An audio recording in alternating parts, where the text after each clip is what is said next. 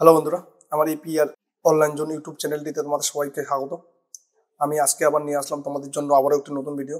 বন্ধুরা, আজকের এই ভিডিওতে আমি তোমাদের দেখাবো PMMVOY অর্থাৎ প্রধানমন্ত্রী মাতৃবন্দনা যোজনা এই অ্যাপ্লিকেশনটা কিভাবে করতে হয় বা অ্যাপ্লিকেশনের স্ট্যাটাস কিভাবে তোমরা দেখবে। বন্ধুরা, তোমরা যদি আমার এই ইউটিউব চ্যানেলটিতে নতুন বা ফার্স্ট টাইম হয়ে থাকো, প্লিজ আমার এই ইউটিউব চ্যানেলটি সাবস্ক্রাইব করে দিয়ে পাশে থাকা বেল আইকনটি ক্লিক করে নোটিফিকেশন অল করে রাখবেন আমার এই ধরনের নতুন ভিডিওগুলি সবার প্রথমে আপডেট পাওয়ার জন্য। বন্ধুরা, তোমাদের একটি সাবস্ক্রাইব বা একটি লাইক আমাকে উৎসাহ যোগাবে আবারও এই ধরনের নতুন ভিডিওগুলি করার জন্য। তো বন্ধুরা, প্লিজ আমার এই ইউটিউব চ্যানেলটি সাবস্ক্রাইব করে দিয়ে বেল আইকনটি অন করে দিয়ে নোটিফিকেশন অল করে রাখবেন। বন্ধুরা, এই অ্যাপ্লিকেশনটি করার আগে তোমাদের কি কি পেপারস হাতের কাছে রাখতে হবে বা কি কি পেপারস লাগবে। সবার প্রথমে PMMVOY এই ফর্মটি নিতে হবে। এই ফর্মটি তোমরা তোমাদের আশার কাছে পেয়ে যাবে। এই ফর্মটি নিয়ে ফর্মটি ফিল আপ করতে হবে। করার পর তার সাথে লাগবে মায়ের আধার কার্ড, অর্থাৎ যে মাটি অ্যাপ্লিকেশন করবেন বা আবেদন করবেন সেই মায়ের আধার কার্ড।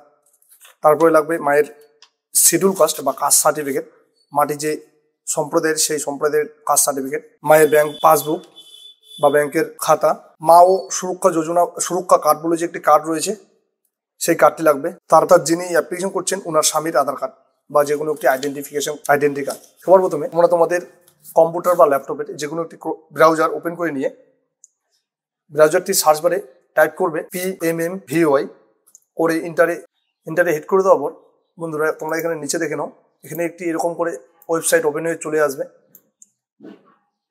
PMMVOY.wcd.gov.in। এই ওয়েবসাইটটি আমি আমার এই ভিডিওটির ডেসক্রিপশন বক্সে দিয়ে রাখবো। তোমরা চাইলে সেখানে ক্লিক করে ডাইরেক্ট এই ওয়েবসাইটটি চলে আসতে পারবে। তো এখানে ক্লিক করে নিতে হবে। এখানে ক্লিক করে নেওয়ার পর তোমাদের সামনে চলে আসবে এরকম করে একটি ইন্টারফেস। এখানে আসার পর তোমরা দেখে নাও, এখানে রয়েছে সিটিজেন লগ ইন বলে যে একটি অপশন, সেই সিটিজেন লগ ইনে ক্লিক করে দিতে হবে বা সিটিজেন লগ ইনটি তোমাদের করে নিতে হবে। চলো এই লগ ইনটি করে নিই। এখান থেকে আমরা লগ ইনটি করে নেব। লগ ইনটি করে নেওয়ার পর তোমাদের সামনে চলে আসবে এরকম করে একটি ইন্টারফেস। এই ইন্টারফেসটির তোমরা এই পাশে দেখো, এখানে রয়েছে হোম বলে একটি অপশন, ডেটা এন্ট্রি বলে একটি অপশন। তো আমরা অ্যাপ্লিকেশন করব সেই জন্য ডেটা এন্ট্রিতে ক্লিক করে দেবো। এই ডেটা এন্ট্রিতে ক্লিক করে দেওয়ার পর তোমাদের সামনে হাইলাইট হয়ে চলে আসবে এরকম করে কতগুলো অপশন। সবার প্রথমে বেনিফিশিয়ারি রেজিস্ট্রেশন বলে যে অপশনটি রয়েছে সেটিতে ক্লিক করে দিতে হবে। এই বেনিফিশিয়ারি অপশনটিতে ক্লিক করে দেওয়ার পর তোমাদের সামনে চলে আসবে এরকম করে একটি ফর্ম। এই ফর্মটি ফিল করে নিতে হবে। বন্ধুরা, সবার উপরে বলেছে অ্যাপ্লাইং ফর ফার্স্ট চাইল্ড নাকি সেকেন্ড চাইল্ড। তো সেই মাটির শিশু সন্তান কয়টি রয়েছে সেটি দিতে হবে।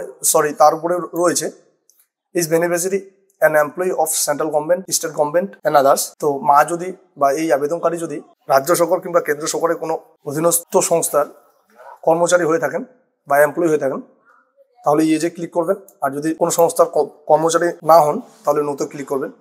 তারপরে মাটির শিশু সন্তান কয়টি বা এই সন্তানটি প্রথম নাকি অন্য কিছু, তোমাদের যেটা হবে তোমরা সেটি ফিল করবে। তারপরে বলেছে নাম্বার অফ লিভিং চিলড্রেন, এখানে তোমরা সেই সংখ্যাটি দিয়ে দেবে। দেওয়ার পরে বন্ধুরা তারপরে তোমাদের সামনে রয়েছে does have beneficiary Aadhaar card, অর্থাৎ বেনিফিশিয়ারি যদি আধার কার্ড থেকে থাকে তাহলে ইয়েজে ক্লিক করবেন, আর যদি না থাকে তাহলে নোতে ক্লিক করবেন। তার নিচে বলেছে নেম, এখানে আবেদনকারীর নামটি ইনপুট করে দিয়ে দিতে হবে। তার পাশে রয়েছে আধার নাম্বার, এখানে আবেদনকারীর আধার নাম্বারটি ইনপুট করে দিয়ে দিতে হবে। তোমরা যখন এই নেমের জায়গায় নামটি ইনপুট করবেন দয়া করে আধার কার্ডে দেখে নিয়ে সেম আধার কার্ডে যা আছে নাম সেই নামটি এখানে ইনপুট করবেন। ঠিক তার নিচে বলেছে ডেট অফ বার্থ, এখানে ডেট অফ বার্থটি ইনপুট করে দিতে হবে। ডেট অফ বার্থটি ইনপুট করে দেওয়ার পর আবেদনকারীর বয়সটি অটোমেটিক এখানে জেনারেট হয়ে চলে আসবে। ঠিক তার নিচে রয়েছে ক্যাটাগরি বা আবেদনকারী কোন সম্প্রদায়ের। তারপরে এখানে আবেদনকারীর মোবাইল নম্বরটি ইনপুট করে দিতে হবে। মোবাইল নম্বরটি ইনপুট করে দেওয়ার পর এখানে বলেছে এলিজিবিলিটি প্রুফ, এখান থেকে তোমাদের আবেদনকারীর যে কোনো একটি ডকুমেন্ট চুজ করে নিতে হবে আইডেন্টিটি প্রুফ হিসাবে। চুজ করে নেওয়ার পর যে ডকুমেন্টটি তোমরা এখান থেকে চুজ করলে বা সিলেক্ট করলে সেই ডকুমেন্টের বা সেই নথিটির নাম্বারটি এখানে ইনপুট করে দিয়ে দিতে হবে।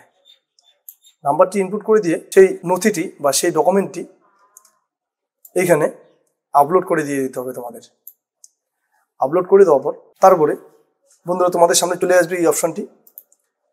এখানে বলেছে important dates MCP card details, অর্থাৎ আমি তোমাদের একটু আগে যে বললাম মা ও শিশু সুরক্ষা কার্ড যে রয়েছে সেই কার্ডটির ডিটেলস এখানে ইনপুট করতে হবে। সেই তথ্যটি তোমরা এমসিপি কার্ড থেকে পেয়ে যাবে। এখানে এমসিপি কার্ড নাম্বারটি বসিয়ে দিতে হবে বা ইনপুট করে দিতে হবে। এমসিপি কার্ডের রেজিস্ট্রেশন ডেটটি এখানে দিয়ে দিতে হবে বন্ধুরা। তারপরে এখানে এলএমপি ডেটটি বসিয়ে দিতে হবে এবং এখানে এএনসি ডেট বলে যে একটি ডেট রয়েছে সেই ডেটটি এখানে বসিয়ে দিতে হবে। তারপরে বলেছে has the child been born, শিশুটির যদি জন্ম হয়ে থাকে তাহলে ইয়েজে ক্লিক করবে, শিশুটি যদি জন্ম না হয় এখনো তাহলে নোতে ক্লিক করবে। তারপরে এখানে বলেছে অ্যাকচুয়াল ডেট অফ চাইল্ড, অর্থাৎ শিশুটির জন্মদিনটি এখানে তোমাদের বসিয়ে দিতে হবে। এরপরে বলেছে প্রেজেন্ট অ্যাড্রেস, বর্তমান ঠিকানা, যদি গ্রামীণ এলাকা থেকে হয় তাহলে রুরাল সিলেক্ট করবে, যদি শহরাঞ্চল থেকে হয় তাহলে আরবানে সিলেক্ট করবে। তারপরে এখানে অ্যাড্রেসটি ইনপুট করে দিয়ে দিতে হবে। তোমাদের স্টেটটি অটোমেটিক এখানে চলে আসবে, এখানে ডিস্ট্রিক্টটি অটোমেটিক চলে আসবে।